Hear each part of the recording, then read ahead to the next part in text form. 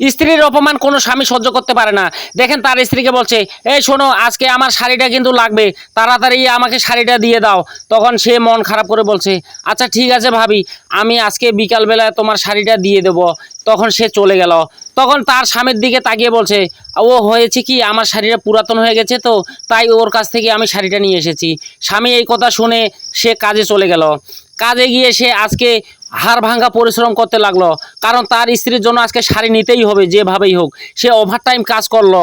কাজ করার শেষে তার যখন মহাজন টাকা দিল, তখন সেই টাকা নিয়ে চলে গেল শপিং করতে।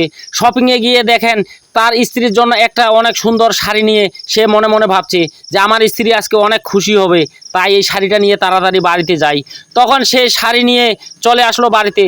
তার স্ত্রীকে ডেকে বলছে, এই শোনো, তোমার জন্য আজকে একটা শাড়ি নিয়ে এসেছি, দেখো। তখন তার স্ত্রী শাড়িটা নিয়ে দেখে অনেক খুশি হয়ে গেল।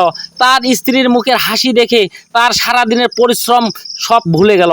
তাই এরকম অনেক স্ত্রী আছে যে কিনা স্বামীর কষ্টের কথা ভেবে নিজের চাহিদার কথা বলতে পারে না। তাই স্ত্রীর দিকে সুনজর রাখুন, স্ত্রীর কি প্রয়োজন হতে পারে তা লক্ষ্য রাখুন। তো আপনি কি স্ত্রীর মুখে হাসি ফোটাতে চান?